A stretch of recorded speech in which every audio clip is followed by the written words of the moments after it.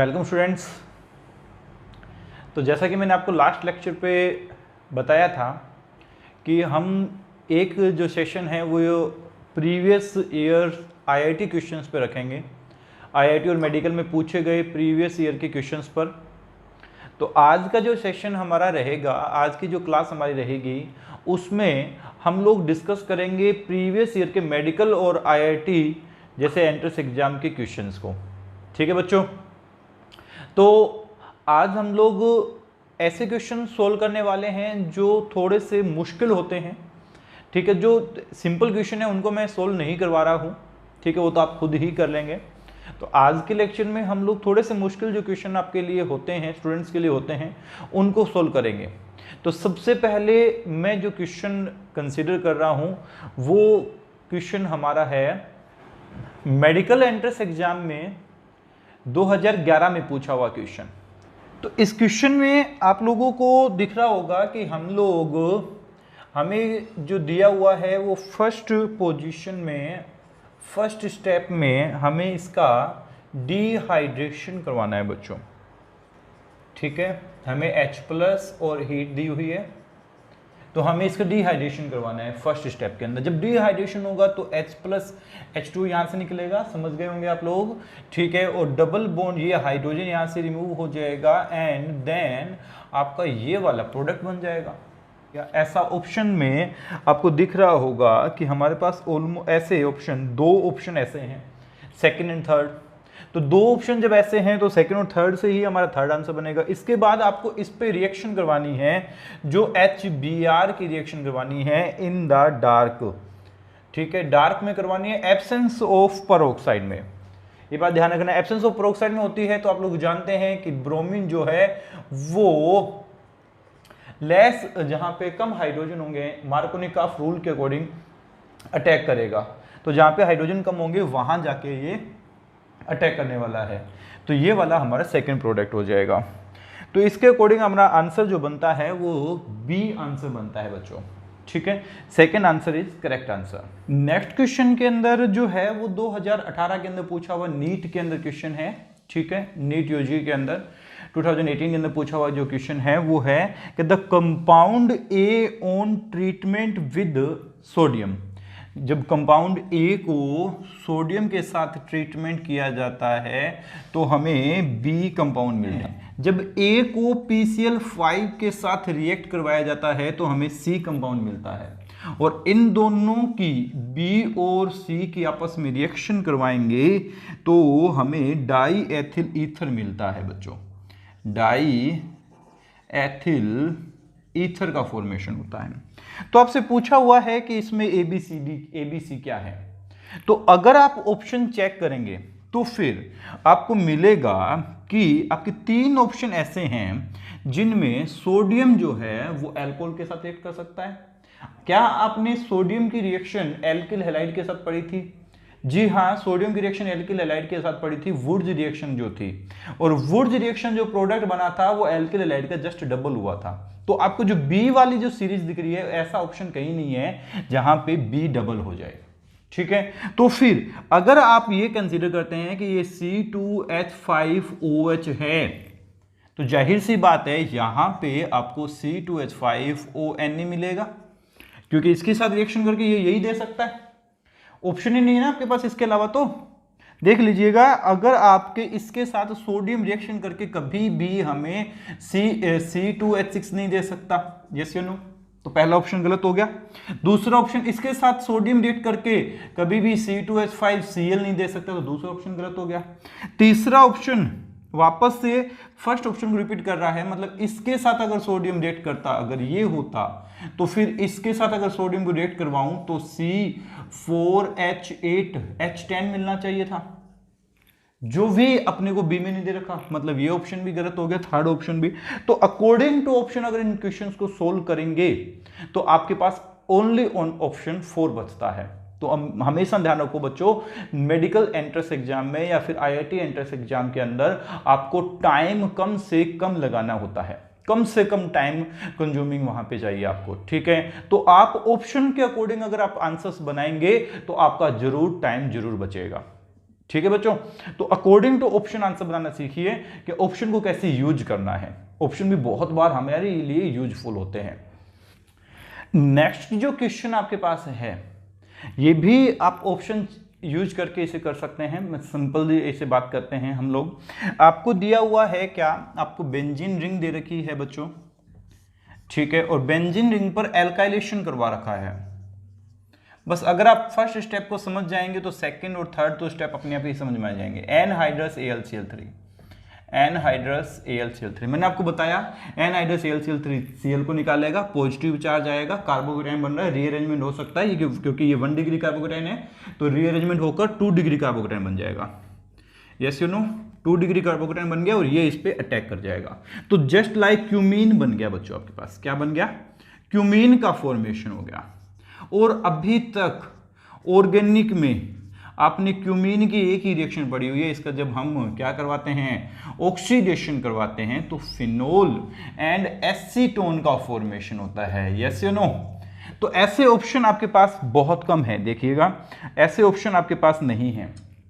जैसे आपको पहले फिनोल मिलेगा, मतलब ये क्यूमीन मिली, ठीक है, तो ऐसा ऑप्शन आपके पास एक तो सी है या फिर डी है। एंड देन जो आपके पास क्यू बन रहा है वो फिनोल बन रहा है, बिल्कुल ऐसा ऑप्शन आपके पास भी सी और डी दोनों में दे रखा है। लेकिन लास्ट वाला जो ऑप्शन है डी को चेक कीजिए, ये वाला डी ये वाला होना चाहिए हमारा क्या, आर, ठीक है, एसीटोन बनेगा। आप लोग जानते हैं, मैंने आपको बताया था कि जब हम क्यूमीन की रिएक्शन करवाते हैं, ऑक्सीडेशन करवाते हैं, तो हमारे पास बाई प्रोडक्ट की फॉर्म में एसीटोन का भी फॉर्मेशन होता है, ठीक है। तो उस बात को अगर वो एक बात याद है तो इन 4 ऑप्शन में से एक ही ऑप्शन करेक्ट बैठता है, और वो कौन सा है, डी ऑप्शन है, ठीक है बच्चों। तो बच्चों मेरे कहने का मीनिंग है कि आप ऑप्शंस को यूज करना सीखें, ठीक है, उससे आपके आंसर्स में जरूर, पूरे पेपर में जरूर 5 से 10 मिनट कम हो जाएंगे, ठीक है, जल्दी आपके आंसर्स बनने लग जाएंगे। चलते हैं नेक्स्ट क्वेश्चन की ओर। तो नेक्स्ट क्वेश्चन में आपके पास है ये वाला कंपाउंड, बस इसमें एक छोटी सी इंफॉर्मेशन अगर आप लोगों को पता है, ठीक है, इसके साथ आपको दिया हुआ है HNO, NBS N ब्रोमोसक्सिनेमाइड, ठीक है, साथ में है वाटर एंड K2CO3।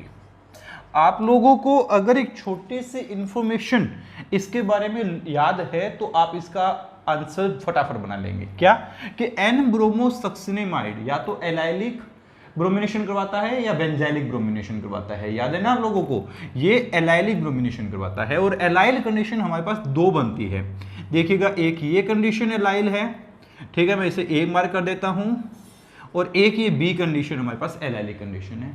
अब ध्यान से समझो, इस कंडीशन पर ब्रोमीन का आना मुश्किल हो जाएगा, क्यों, क्योंकि इसका स्टेरिक रिपल्शन लग रहा होगा, ठीक है, स्टेरिक हिंड्रेंस की वजह से। यहां आना इजी है ना, तो जहां पे इजी होगा वहीं आएगा, तो यहां पे इजीली क्या होगा, अब आपका ब्रोमीन आकर ऐड कर जाएगा। देन होना क्या है, H2 है, वाटर, K2CO3 की प्रेजेंस में, तो ये Br हट जाएगा और OH यहां पे आके अटैक कर जाएगा। तो अकॉर्डिंग टू दिस आपको सिंपल सा ऑप्शन बन जाता है, और वो कौन सा ऑप्शन बनता है, यहां से आपका सेकंड ऑप्शन बन जाता है। कोई मुश्किल ही नहीं है, ठीक है, बस थोड़ा सा ध्यान से समझना, ये उसने ब्रोम यहां पे लगा दिया और इधर ऑप्शन दे दिया है ना, और बाकी के ऑप्शन जो है वो इसके साथ आपके करेक्ट बैठ ही नहीं सकते हैं, ठीक है बच्चों। तो ये आपका फिर से सेकेंड आंसर इसका हो जाएगा। तो नेक्स्ट क्वेश्चन बच्चों देखिए, इस क्वेश्चन में तो आप लोग समझ ही गए होंगे, यहां पे तो this is Kolbe reaction, yes you know, and Kolbe reaction का जो प्रोडक्ट होता है वो आपके पास होता है सैलिसिलिक एसिड, ठीक है, नो डाउट, सिंपल सी बात है, सैलिसिलिक एसिड होता है। देन उसकी फिर से एक बार रिएक्शन करवाई, देखो H+ रिएक्ट कर गया है यहाँ पे, मैं तो आपको बता दूं पहले ही, पहले यहाँ पे Na था, एंड H+ की प्रेजेंस में ये H+ की प्रेजेंस में ये किस में कन्वर्ट हो गया, आपका फिनोल में कन्वर्ट हो गया, COOH बच गया, ठीक है। अब देन एसीटेट फिर से इसके साथ रिएक्शन करता है, एसिटिक एनहाइड्राइड, गौर कीजिएगा, एसिटिक एनहाइड्राइड जो है वो इसके साथ रिएक्शन करता है, ठीक है बच्चों, ये एसिटिक एनहाइड्राइड रिएक्शन करेगा। आप लोग पहले से जानते हैं एस्टरिफिकेशन, अरे यस या नो, इसके बाद देन ये रिएक्शन एस्टरिफिकेशन की हो गई, और यहां से जो फॉर्मेशन होता है वो आप लोग जानते ही हैं, एस्प्रीन का फॉर्मेशन मिलता है बच्चों। किसका फॉर्मेशन मिलेगा? एस्प्रीन का फॉर्मेशन। ठीक है, तो चलिए इसका ऑप्शन कौन सा आपका करेक्ट होता है आप देख सकते हैं। देन इसका क्वेश्चन जो आंसर है वो आपका सेकंड आंसर हो जाएगा। सिंपल सा क्वेश्चन था, IIT मेंस 2014 के अंदर आया हुआ क्वेश्चन। ठीक है, तो चलिए बच्चों नेक्स्ट क्वेश्चन की तरफ। इस क्वेश्चन में आपको बोला हुआ है कि जो फिनोल है, फिनोल, उस फिनोल को आपको रिएक्ट करवाना है मिथाइल क्लोरोफॉर्मेट के साथ। मिथाइल क्लोरोफॉर्मेट बच्चों, किसके साथ? मिथाइल क्लोरोफॉर्मेट। ठीक है, ये मिथाइल क्लोरोफॉर्मेट के साथ। बस और कुछ भी खास बात इस क्वेश्चन में नहीं थी, ये इतना ही थी कि बस इस मिथाइल क्लोरोफॉर्मेट का आपको फॉर्मूला आना चाहिए। अब जानते हैं फिनोल जब इस मिथाइल क्लोरोफॉर्मेट के साथ रिएक्ट करेगा तो आप लोग अच्छी तरह जानते हैं esterification, yes no, just like esterification जैसे ही रिएक्शन है आप लोगों की। तो इससे, इस रिएक्शन से देखिएगा फिनोल का H+, फिनोल अपना H+ दे देगा, और ये ऑक्सीजन इसके पास था ही, और इसके साथ ये डबल बॉन्ड O, और फिर देन O, और ये CH3 लग जाएगा। सिंपल सी रिएक्शन थी, कुछ भी रिएक्शन में खास नहीं है। देन उसने बोला है प्रेजेंस ऑफ NaOH है ही जी, NaOH H+ निकालने का काम करता है, आप लोग जानते हैं। NaOH पहले रिएक्ट करेगा किसके साथ? फिनोल के साथ, देन उसके साथ आगे की बात होगी। एंड फिर आपको बोला हुआ है जो Br2 के साथ, इसे रिएक्ट किसके साथ करना है? ब्रोमीन के साथ, Br2 के साथ। ठीक है, एक प्रोडक्ट बनाएगा, तो आपको ये प्रोडक्ट यही तो पहचानना है। तो फिर इसमें अगर प्रोडक्ट बनाएगा, आप लोग जानते हैं कि ये वाला Br2 जो है वो ऑर्थो पैरा पे अटैक करेगा। ऑर्थो पे ऐसा कोई हाइड्रोजन बॉन्डिंग तो हो नहीं रही, हाइड्रोजन बॉन्डिंग नहीं हो रही है, तो वो पैरा पे अटैक करेगा, तो पैरा प्रोडक्ट मिलेगा। मतलब ए प्रोडक्ट तो ये मिल ही चुका था। बी की बात करूं तो बी आपको जो प्रोडक्ट मिलेगा वो पैरा सब्स्टिट्यूटेड मिलेगा। समझ पा रहे होंगे बात को, है ना? क्योंकि ऑर्थो तो मिलेगा नहीं, क्योंकि पहली बात है बल्कि ग्रुप लगा हुआ है, दूसरी बात कोई फायदा भी नहीं है क्योंकि हाइड्रोजन बॉन्डिंग नहीं हो रही है। जब हाइड्रोजन बॉन्डिंग नहीं होती तो पैरा प्रोडक्ट मिलता है। तो ये IIT JEE मेंस 2018 के अंदर आया हुआ क्वेश्चन है। ऑप्शन चेक करेंगे अपन इसके, तो इसके अकॉर्डिंग आंसर जो है वो अकेला सी आंसर बन रहा है, थर्ड आंसर बन रहा है। तो third option is correct option. ठीक है बच्चों, तो हम लोग नेक्स्ट क्वेश्चन देखते हैं। इस क्वेश्चन में आप लोगों को बहुत ही सिंपली ये जो रिएक्शन है वो रिएक्शन फिनोल के फॉर्मेशन की रिएक्शन है बच्चों। आपको याद होगा फ्रॉम क्यूमीन। ठीक है, ये IIT एडवांस 2015 में आया हुआ क्वेश्चन है। IIT एडवांस में आया हुआ क्वेश्चन है बच्चों 2015 के अंदर। तो इस क्वेश्चन में अगर आप गौर करेंगे, यहां पे आपके पास पहले क्यूमीन का फॉर्मेशन होगा। ठीक है, ये देखो CH3 H+ की प्रेजेंस में दे रखा है इसे, तो इसकी पहले रिएक्शन देख लीजिए। ये CH2 double bond CH CH3 दे रखा है, तो पहले ये बॉन्ड के इलेक्ट्रॉन इधर जाएंगे, यस या नो, तो H+ यहां पे अटैक कर जाएगा और पीछे कार्बोकेटाइन बन जाएगा, तो ये कार्बोकेटाइन का फॉर्मेशन हो जाएगा। तो CH3 CH ये स्टेबल कार्बोकेटाइन का फॉर्मेशन हो रहा है। इसमें क्या है कि इसमें अपने को HNO जैसा कोई फंक्शन नहीं दे रखा है। ठीक है, हाई प्रेशर है, हाई हीट नहीं है। अगर हीट हाई होती, बच्चों ध्यान से समझो, अगर हीट हाई होती ना तो फिर ये जो एलाइली कंडीशन जो थी, फ्री रेडिकल बनता है यहां से, और फ्री रेडिकल बनता तो ये वाला CH बॉन्ड टूटता फिर ये, लेकिन यहाँ पे तो है ही नहीं ऐसा कुछ। तो फिर ये वाले बॉन्ड के इलेक्ट्रॉन इस तरफ जाएंगे, तो ये कार्बोकेटाइन स्टेबल बचेगा 2 डिग्री कार्बोकेटाइन, और ये इस पे अटैक कर जाएगा। ये क्यूमीन का फॉर्मेशन होता है बच्चों इस तरीके से। किसका फॉर्मेशन होता है?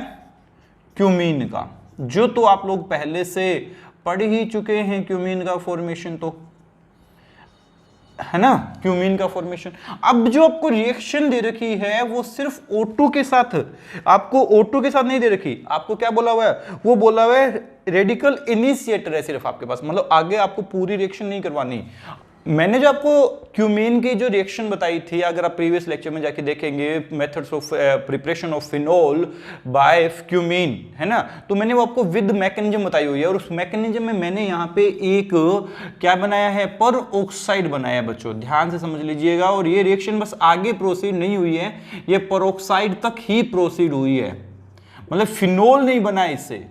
ठीक है, ये सिर्फ और सिर्फ कहां तक प्रोसीड करवाई है इसने, क्योंकि इसने रेडिकल इनिशिएटर लिया हुआ है, और रेडिकल इनिशिएटर सिर्फ क्या बनाएगा इससे, क्यों ये बनाएगा पेरोक्साइड, ठीक है, जो मैंने आपको पहले से बता चुका हूं, ठीक है, क्यूमीन हाइड्रोपेरोक्साइड। तो ये वाला ऑप्शन अगर आप चेक करेंगे तो ये वाला ऑप्शन आपको मिलेगा सेकंड ऑप्शन के अंदर, second option is correct option, ठीक है बच्चों। नेक्स्ट जो क्वेश्चन है आपके पास वो भी 2018 IIT एडवांस 2018 का क्वेश्चन है, ठीक है, ये वो क्वेश्चन मैं जो करवा रहा हूं वो सिंगल करेक्ट ऑप्शन वाले क्वेश्चन है आपके, ठीक है बच्चों।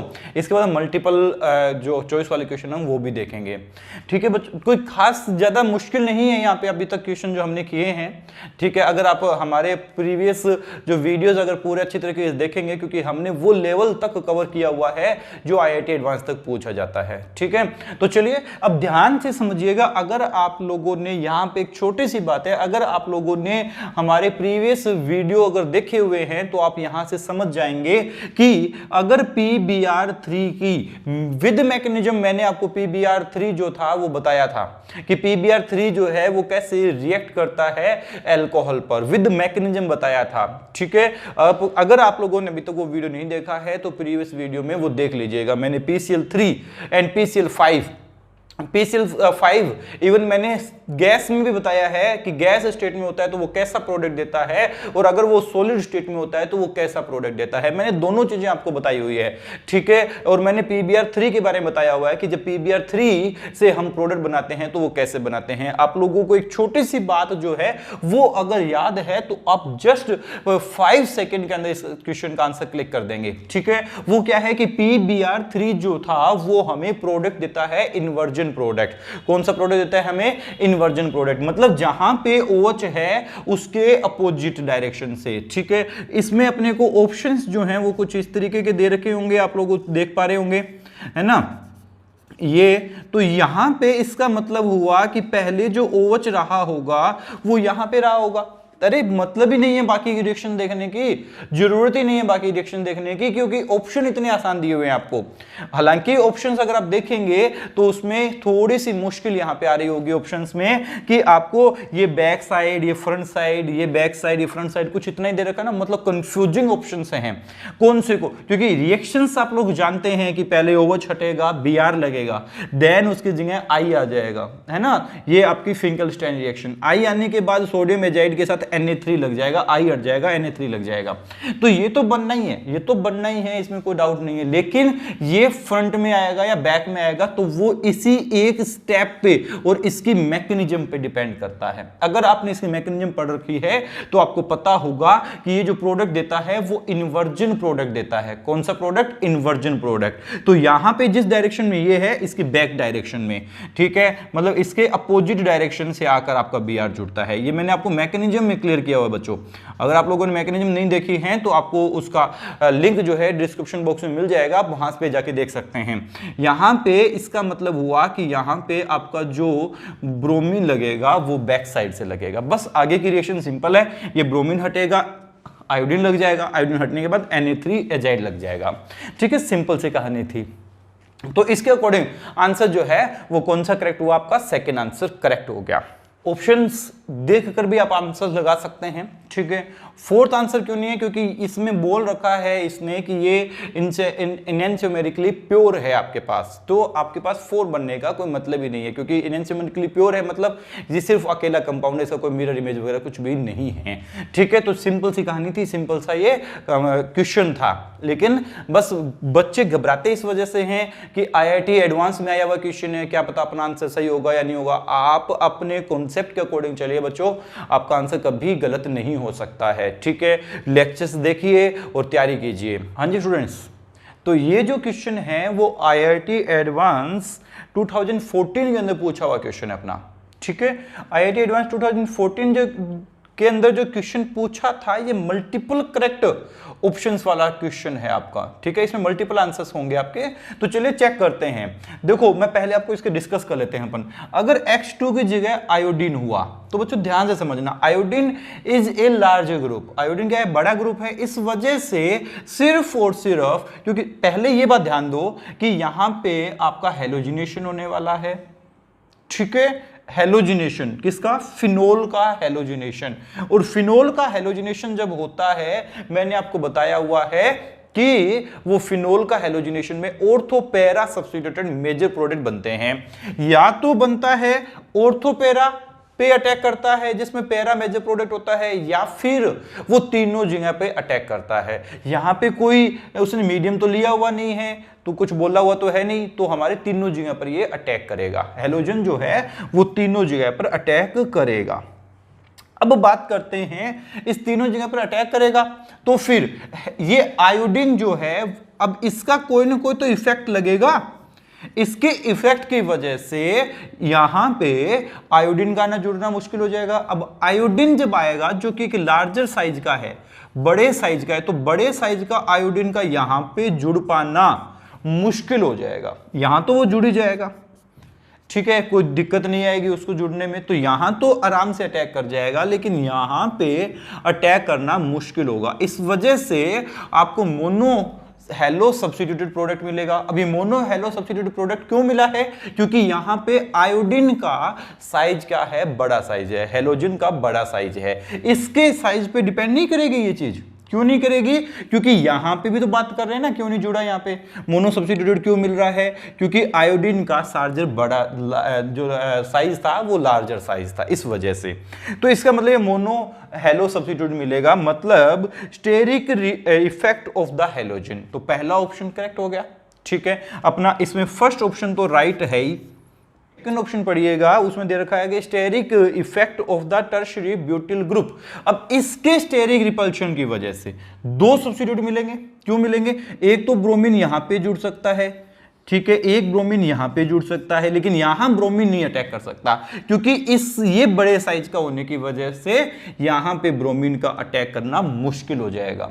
तो फिर इसकी वजह से मुश्किल हुआ है, ना कि खुद की वजह से मुश्किल हुआ है, तो हम ये कह देंगे कि सेकंड ऑप्शन जो है वो भी करेक्ट है, the steric effect of the tertiary butyl group. अब थर्ड ऑप्शन चेक कीजिए, the electronic effect of the phenolic group. ट्राई क्यों मिला है? 3 हेलोजन सब्स्टिट्यूटेड क्यों मिला है? ठीक है, क्योंकि इसमें जो इलेक्ट्रॉनिक इफेक्ट होता है वो इलेक्ट्रॉन्स ज्यादा कर देता है। कहां पे? ये ऑर्थो पे, पैरा पे और ऑर्थो पे। तो इस वजह से हमें ये 3 सब्स्टिट्यूटेड मिलेंगे। जब क्लोरीन की रिएक्शन होगी तो ट्राई सब्स्टिट्यूटेड हेलो अपने को कंपाउंड मिलेंगे, ठीक है बच्चों। तो ये हमारे पास ऑप्शन हो जाएंगे। इसका मतलब थर्ड ऑप्शन भी करेक्ट हो गया। अगर आप फोर्थ को चेक करते हैं तो फोर्थ यहां पे कोई इफेक्ट नहीं लगा रहा है, कोई इफेक्ट नहीं लग रहा है इसका, ना तो इसका हाइपर कॉन्जुगेशन इफेक्ट लग रहा है, ठीक है, इलेक्ट्रॉन कॉन्सेप्ट तो लग ही नहीं रहा ना। चौथे ऑप्शन में क्या बोला हुआ है? इलेक्ट्रॉनिक इफेक्ट ऑफ इस टर्शियरी इसका ग्रुप का, ठीक है, जो कि इफेक्ट लग नहीं रहा। क्यों नहीं लग रहा? क्योंकि ये हाइपर कॉन्जुगेशन इफेक्ट लगा नहीं रहा, और लगा भी रहा होगा तो मेटा पे है, वैसे भी नहीं लगेगा, ठीक है, तो इसका तो कोई इफेक्ट लग ही नहीं रहा। तो फोर्थ ऑप्शन आपका गलत होगा, ठीक है, उसके इफेक्ट की वजह से ऐसा नहीं हो रहा है। तो ये हमारे पास टोटल हो गए, आपके पास 3 ऑप्शन हमारे पास बनते हैं, ठीक है बच्चों। तो ये हमारे पास 3 आंसर बनते हैं, ए बी सी आंसर्स बनते हैं इसके। तो इसके अपने पास 3 आंसर बन जाते हैं। या तो क्या कर रहा है, हेलोजन जो है उसकी वजह से वो अटैक नहीं कर पा रहा, जैसे हेलोजन आयोडीन बड़ा था इस वजह से वो मोनो बनाएगा, या फिर वो किसकी वजह से, इसकी वजह से अटैक नहीं कर पा रहा, ब्रोमीन तो छोटा था वो तो अटैक कर जाता, लेकिन वो भी अटैक नहीं कर रहा। थर्ड ऑप्शन, क्लोरीन छोटा भी था और ये इस पे स्टेरिक रिपल्शन भी नहीं लगाएगा, और इसके फिनोलिक इफेक्ट की वजह से, इसके प्लस एम इफेक्ट की वजह से वो ऑर्थो और पैरा पे अटैक करेगा। तो ये तीनों ऑप्शन अपने करेक्ट बैठते हैं, जो ए बी सी तीनों ऑप्शन राइट हैं। चलिए बच्चों, नेक्स्ट क्वेश्चन जो है वो 2016 जेईई एडवांस में आया हुआ है। मल्टीपल ऑप्शंस इसमें करेक्ट होंगे आपके।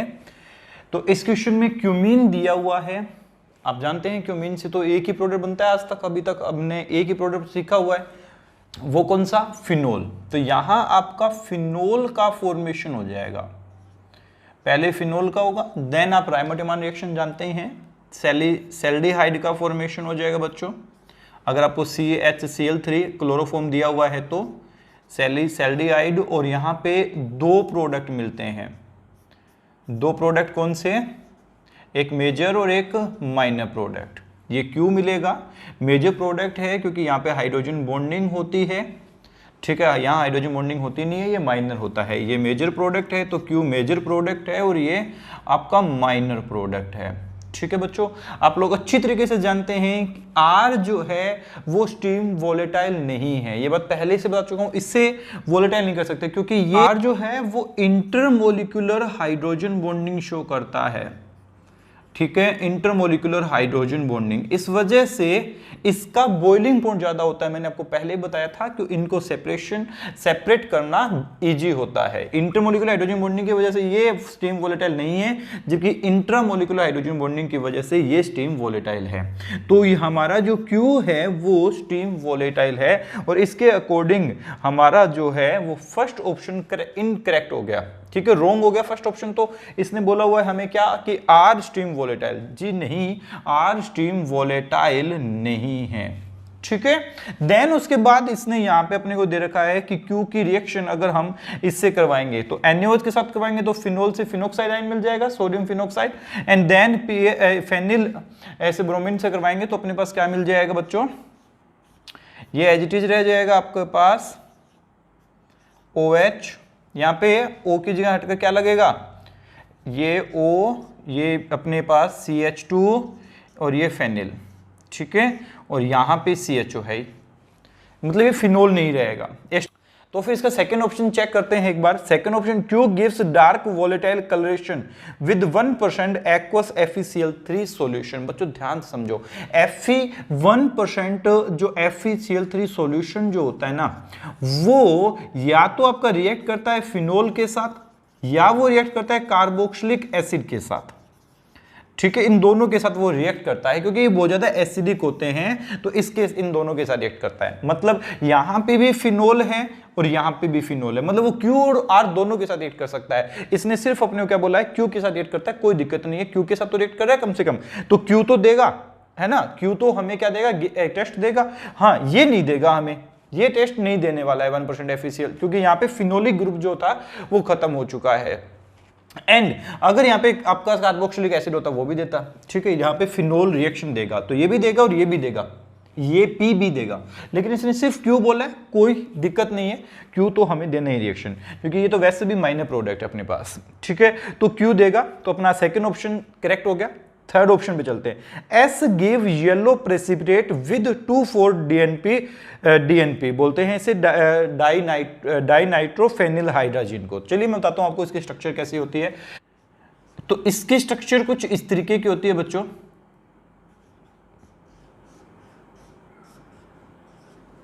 ये फिर आपके पास हो जाएगा 2,4 DNP, इसे बोला जाता है 2,4 DNP, डाइनाइट्रोफेनिल हाइड्रोजन, ठीक है, ये हाइड्रोजन को रिप्रेजेंट करता है, NH2 हाइड्रोजन कहते हैं।